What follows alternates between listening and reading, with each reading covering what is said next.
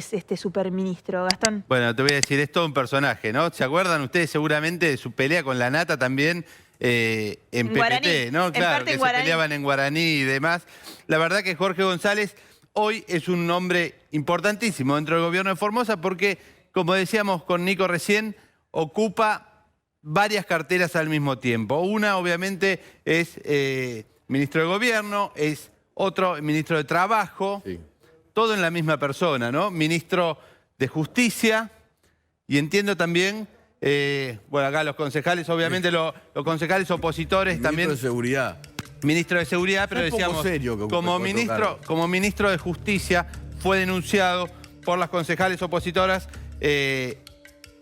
respecto a la detención, ¿no? Las concejales que hoy están en el cargo tienen inmunidad, según la Constitución de la provincia también, con lo cual no podían ser detenidas en ese contexto. Hay que ver si esa investigación finalmente después avanza. ¿Te hago un trabalenguas? Sí.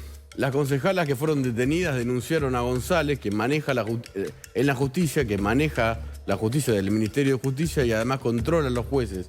Los que fue denunciado González porque es miembro del Consejo de la Magistratura que se encarga de regular el trabajo de los magistrados. Y te digo una cosa más, los policías que controla González a través del Ministerio de Seguridad fueron los que detuvieron... ¿Te lo hago de vuelta? Sí. Los policías que se llevaron presos, las concejalas que informaron sobre los centros de detención denunciaron a González ante la justicia.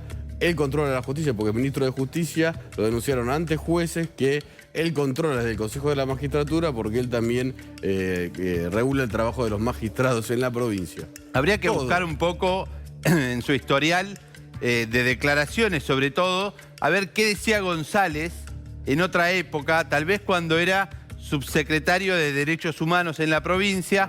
Pensé que cuando era opositor. Bueno, o cuando trabajaba con las comunidades aborígenes. Porque así fue, por ejemplo, entre otras cosas, según el medio La Vaca, que hizo un perfil sobre él, cómo González se compra su primera casa en Formosa Capital gracias a un juicio ganado por el pueblo Com, un accidente donde mueren 7 personas que ahora eran llevadas en un camión de basura. En ese entonces González era abogado de las comunidades, gana ese juicio, con esa plata se compra su primera casa en Formosa Capital. Perdón, Gastón, sí. Él era abogado de este grupo de la comunidad QOM en defensa, o sea, contra el Estado de Formosa. Claro, del que hoy forma parte, del gobierno, perdón. En ese entonces, sí, él formó parte de los organismos que acompañaban a las comunidades y demás, pero después empezó a trabajar como asesor en una municipalidad en el sureste provincial, en la zona de Herradura.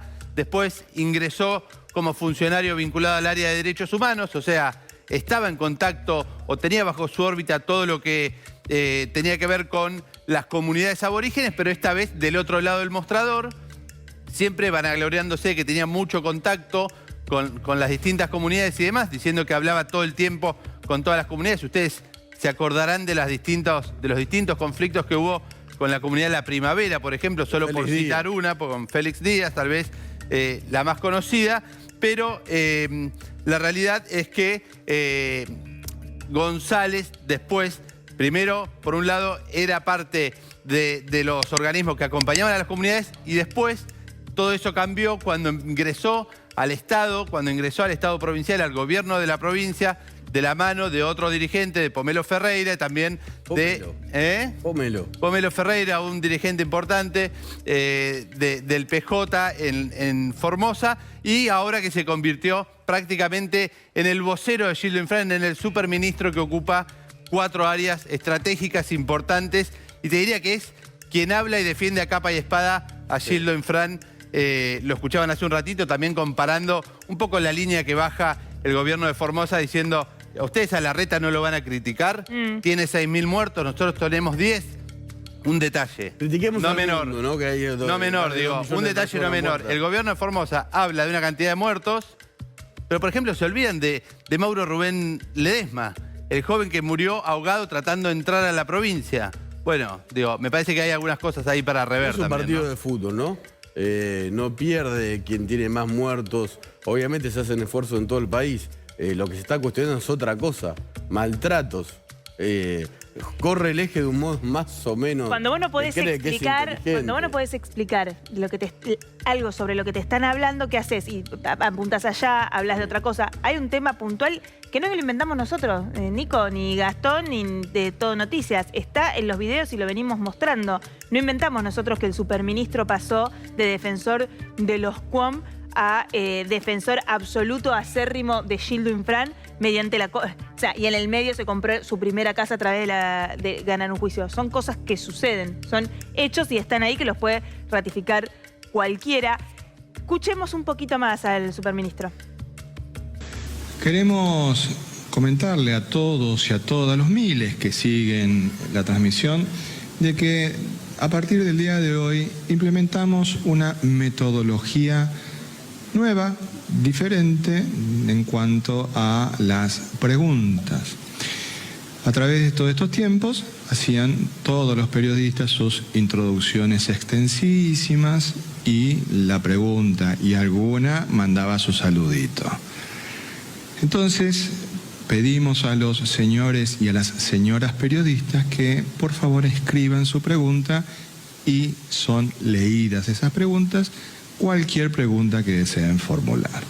Así que, por favor, señor subsecretario de Comunicación, si puede arrancar con esta nueva metodología. Gracias. Buenos días a todos y todas. Como bien dijo el señor ministro, desde el día de hoy, las preguntas de los periodistas también incluyen a los periodistas del interior provincial. Entonces, por ello, lo presentan por escrito y lo envían también los colegas del interior por mail.